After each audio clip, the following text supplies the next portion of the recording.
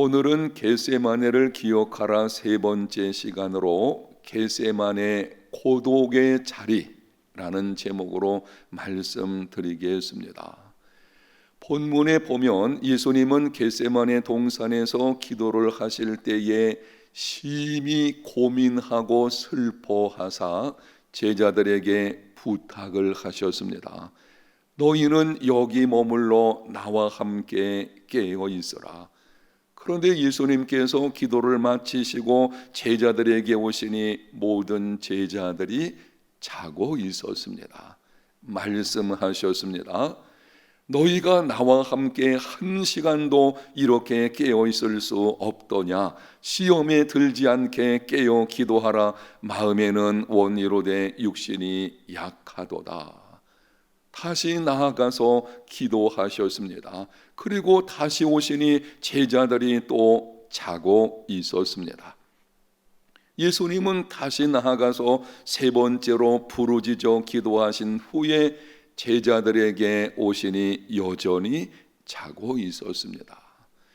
지금 예수님은 앞에 놓여있는 십자가 고난과 죽음, 너무 가혹한 것이기 때문에 그로 인해서 심히 고민하고 슬퍼하사 죽을 지경이었습니다. 그런데 제자들은 전혀 도움이 되지를 못했습니다. 예수님은 십자가 고난과 죽음을 앞에 놓고 홀로 기도하셨습니다. 예수님에게 겟세마네는 고독의 자리입니다. 마땅히 제자들은 예수님과 함께 기도해야 하지만 그저 잠만 자고 있는 예수님께서는 홀로 하나님 아버지께 기도하는, 그래서 우리는 겟세마네를 고독의 자리 이렇게 부를 수가 있는 것입니다. 겟세마네 고독의 자리에서 예수님은 어떻게 하셨습니까? 제자들을 향해서 불평하거나 원망하지를 않으셨습니다. 오히려 그들을 걱정하시면서 말씀하시기를 시험에 들지 않게 깨어있어 기도하라.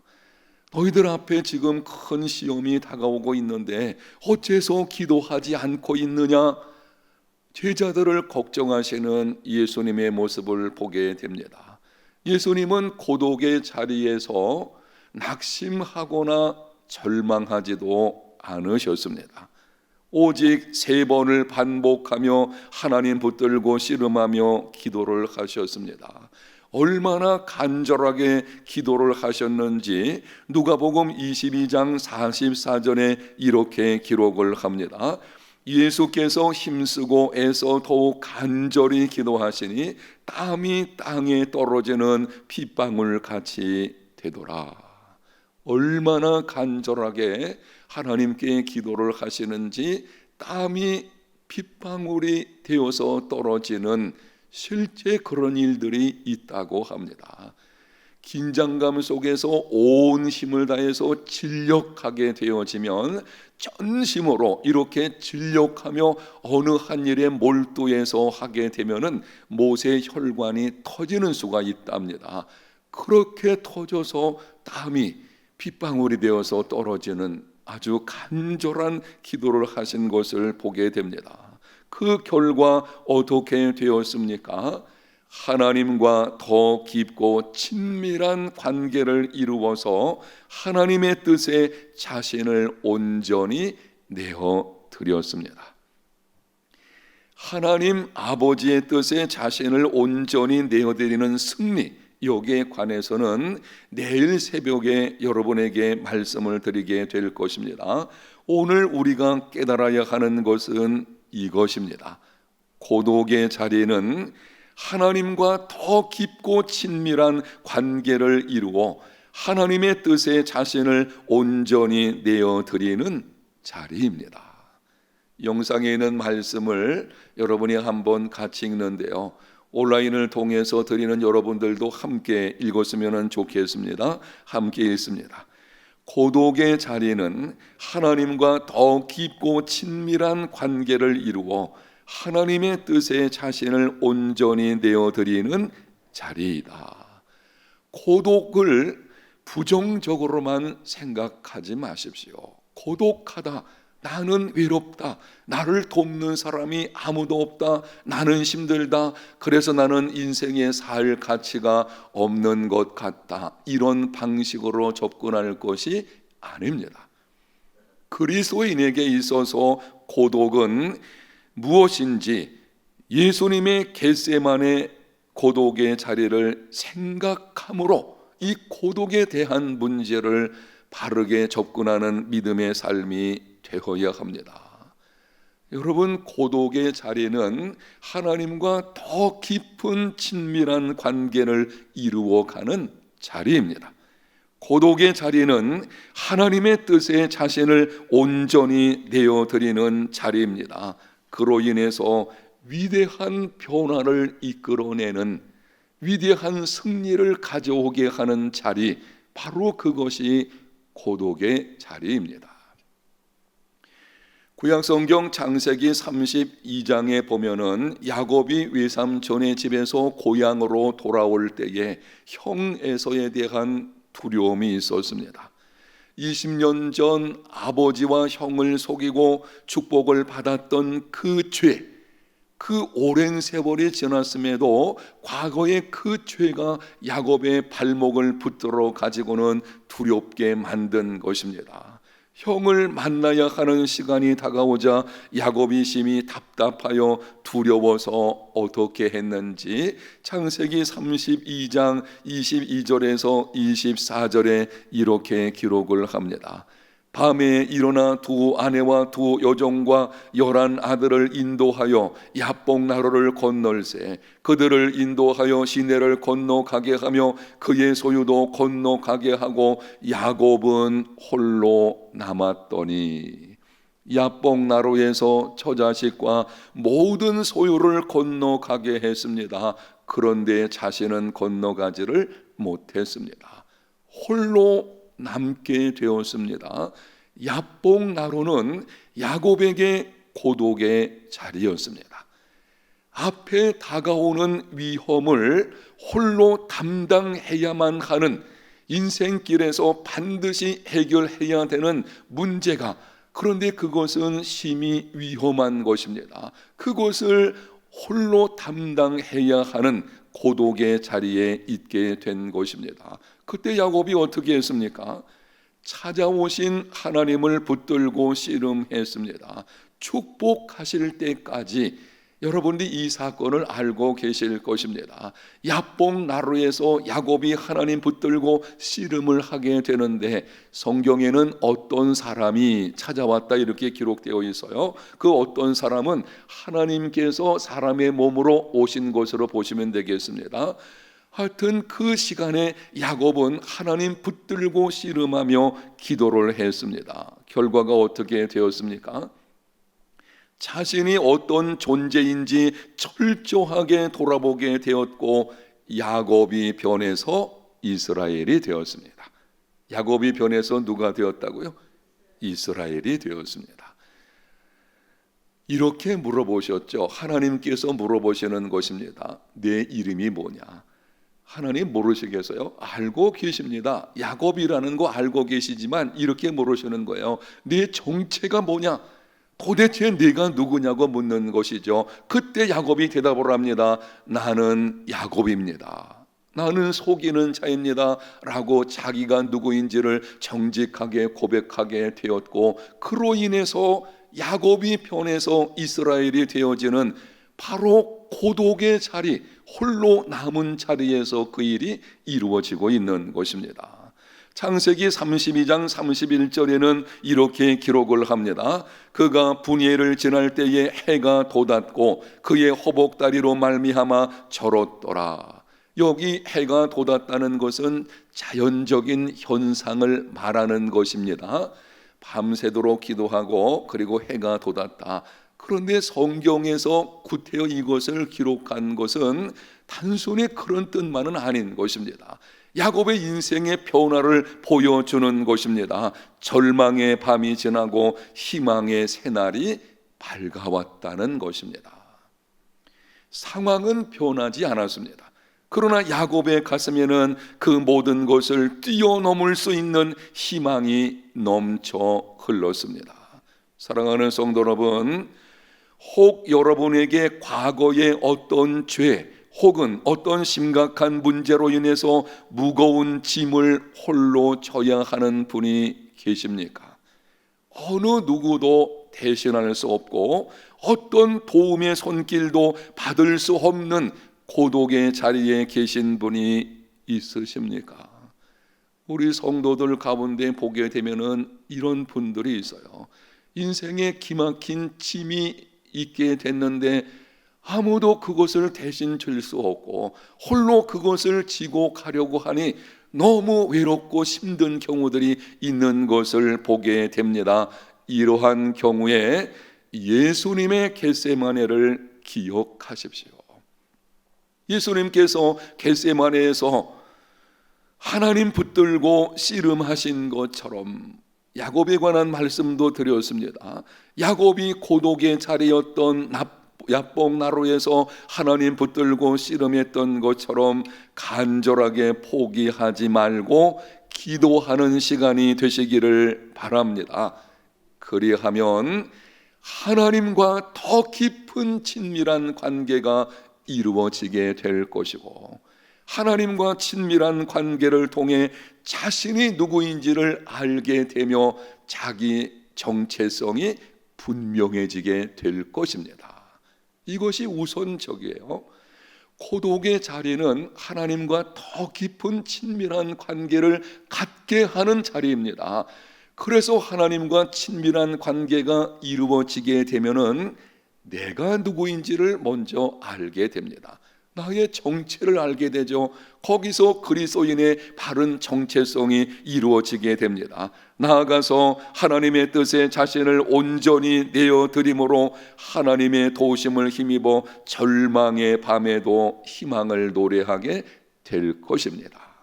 하나님과 친밀한 관계 속으로 들어가게 되면 그분의 사랑, 그분의 은혜가 얼마나 큰지 알게 되기 때문에 내 인생을 그분에게 내어드리게 되어져 있어요. 오늘 예수님께서도 3번을 간절히 기도하시는 중에 아버지 하나님께 자신의 전부를 내어드렸고 아버지 하나님의 뜻에 자기를 온전히 순복시키신 것을 보게 되어집니다. 우리도 예수님처럼 하게 되면 우리가 하나님 앞에 온전히 내어드린 바가 되어져서 그 가운데 주어지는 혹시 지금의 상황은 절망의 밤이라도 할지라도 희망을 노래하는 일이 있게 되는 것입니다. 성경에서 놀라운 사실 중 하나는 때로 하나님은 자신의 일을 이루기 위해 하나님의 사람을 고독의 자리로 인도하신다는 것입니다. 우리가 인생길에서 어떤 상황에서 고독의 자리에 처하게 되어지는데 때로 하나님께서는 우리를 고독의 자리로 인도해 가시는 경우도 있다고 하는 것입니다. 구약성경 열왕기상 17장을 보면 한 번은 하나님께서 엘리야에게 말씀을 하셨습니다. 열왕기상 17장 3절 영상에 있는 말씀을 같이 한번 읽어보겠습니다.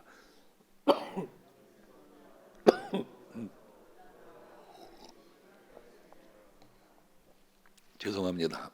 너무 열심히 설교하다 보니까 이 목이 좀 잠겨서 하나님께서 엘리야에게 말씀을 하셨습니다. 너는 여기서 떠나 동쪽으로 가서 요단 앞 그리시네가에 숨으라. 당시 상황에서는 이해하기가 쉽지 않은 말씀입니다. 방금 전에 엘리야는 확신을 가지고 아합 왕을 찾아가서 말했습니다. 하나님께서 말씀하시기를 수년 동안 비도 이슬도 있지 않을 것이다. 하나님께서 말씀하셨기 때문에 그 말씀대로 반드시 이루어질 것입니다. 그렇다면 하나님의 말씀을 받아서 선포한 엘리야, 그 말대로 이루어지게 되는 것이고 사람들이 엘리야에게 집중하게 될 것입니다. 사람들이 엘리야에게 주목을 하게 되어지면은 큰 영향력을 끼칠 수 있는 일이 있게 될 것이고, 그로 인해서 영적으로 어두워진 그 당시에서 새로운 생명의 역사를 기대할 수도 있을 것입니다. 그런데 하나님께서 엘리야에게 말씀을 하셨습니다. 너는 여기를 떠나 요단 앞 거리 시냇가에 숨으라.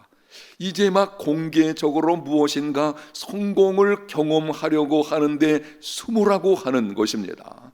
아니, 그 상황에서 왜 하나님께서 숨으라고 하시는 것입니까? 하나님이 원하시는 지도자가 되기 위해서는 혼자 시간을 보내면서 하나님과 친밀한 교제를 가져야 하기 때문입니다. 효과적인 사역을 위해서는 우리가 하나님께로부터 부름을 받았을 때에, 여러분이 어떤 직분을 맡든지 하나님 나라에서 어떤 사역을 감당하고자 할 때에 그 일을 감당하려고 하면 하나님의 자원이 필요합니다. 하나님의 일은 하나님께서 사람을 통해서 하는 것이기 때문에 하나님의 자원을 받아야 합니다. 하나님의 자원을 받는 방법은 한 가지뿐입니다. 홀로 떨어져 하나님과 함께하는 시간을 보내야 합니다. 따라합니다. 고독의 자리가 있어야 한다. 주목하여 들으십시오. 하나님과 동행하는 데 있어서 가장 중요한 일, 우리가 정말 하나님과 동행하며 그분이 주시는 능력을 힘입어서 세상을 이기는 삶이 되려고 할 때에 가장 중요한 일은 신앙 서적을 읽거나 설교나 세미나를 듣는 것이 아닙니다. 우리가 신앙 서적을 읽으면 가슴이 뜨거워지죠. 말씀을 들을 때에 새로운 도전을 받고 힘을 얻게 되어지죠. 세미나를 듣게 되면 진리가 무엇인가를 분별해서 바른 믿음의 걸음을 가르칠 수 있을 것입니다. 그런 면에서는 참 중요하기는 하지만 하나님과 동행하는 데 있어서 가장 중요한 것은 거기 있는 것이 아니고 하나님께로부터 직접 듣는 것입니다. 내가 하나님 앞에 나아가서 하나님의 말씀인 성경을 펴놓고 기도하는 중에 성령 하나님께서 내게 직접 하시는 그 말씀을 듣는 것이 있어야 합니다. 여러분이 직접 듣지 않으면요, 다른 사람을 통해서 들려오는 것이 내게 그렇게 크게 유익되지 않아요. 오랜 세월 그렇게 믿음 생활했음에도 왜 아직 변화가 없는 것입니까? 많이 들었어요. 많이 배웠습니다. 그런데 왜 변화가 없는 것입니까? 하나님 그분으로부터 내가 직접 듣지 않는, 바꿔서 말씀드리면은 하나님과 친밀한 관계가 이루어져 있지 않은 것입니다. 하나님과 친밀한 관계가 이루어지지 않으면 간접적으로 듣는 말씀들이 내게 그렇게 큰 도움이 되지를 못하게 됩니다. 하나님과 더 깊은 친밀함, 하나님 그분으로부터 내가 정말 그분과 교제하는 중에 듣는 시간을 갖는 것, 그것이 바로 고독의 자리입니다. 하나님께서는 그래서 때로 당신의 백성들을 고독의 자리로 인도하심으로 더 깊은 하나님과의 친밀한 가운데로 이끌어 가시고, 그리고 거기서 그분의 뜻에 순복하는 삶을 살게 만드시는 것입니다. 요즘 코로나19로 인해서 평범한 일상이 깨어지고 불편함이 이만저만이 아닙니다. 무엇보다 다른 사람들과 함께하는 공동체 삶이 제한을 받고 있습니다. 나의 의지와는 상관없이 고독의 자리에 머물게 됩니다. 요즘 현상이 그렇습니다. 코로나19 때문에 나도 모르게 이 고독의 자리로 우리가 가 있는 것을 보게 됩니다. 이때 나타난 현상들이 있는데요, 많은 사람들이 하는 행동들입니다. 인터넷 게임을 몰두한다든지 아니면 넷플릭스 영화 시청하는 것, 이게 굉장히 많이 늘었다고 합니다. 아니면은 보복 소비. 이 보복 소비란 질병이나 재난 등의 외부 요인에 의해서 억눌렸던 소비가 보상 심리를 따라 한꺼번에 분출되는 거예요. 코로나19로 인해서 이 소비하려고 해도 안 되니까 이게 억눌려 있었거든요. 이게 한꺼번에 분출되는 것을 보복 소비라고 하는데, 이런 현상들이 지금 일어나고 있습니다. 이런 현상들이 절제가 있다면 그리 나쁜 것은 아닙니다. 절제가 있다면 그것은 우리의 삶에 유용한 면이 있을 것입니다. 여러분, 그런데 그리스도인은 거기에 머물러서는 안 됩니다. 하나님 백성들은 그 이상으로 무엇인가 다른 면이 있어야 합니다. 겟세마네를 기억해야 합니다. 예수님께서 고독의 자리에서 어떻게 하셨는지를 알고 예수님처럼 행하는 삶이 되어야 합니다. 고독의 자리는 하나님과 더 깊고 친밀한 관계를 이루어 하나님의 뜻에 자신을 온전히 내어드리는 자리입니다. 겟세마네를 기억함으로 고독의 자리를 통해 위대한 변화를 이끌어내는 삶이 되시기를 축복합니다. 저는 하나님께 기도하는 것이 있습니다. 하나님 아버지, 코로나19가 끝났을 때에 우리 모든 성도들은 하나님과 더 깊은 친밀한 관계 속에 있게 해 주시옵소서. 아멘. 그렇게 돼야 돼요. 조금 여러분이 이해하고 들으시면 이렇습니다. 코로나19는 하나님 백성들로 하여금 하나님과 친밀한 관계 속으로 하나님이 밀어넣으시는 거예요. 하나님 그분과 고독한 자리에서 대면하는 시간이 우리에게 반드시 있어야 합니다. 고독의 자리를 통해서 그 가운데 주어지는 하나님의 풍성한 은혜가 여러분들의 삶에 넘치시기를 예수님 이름으로 축복합니다.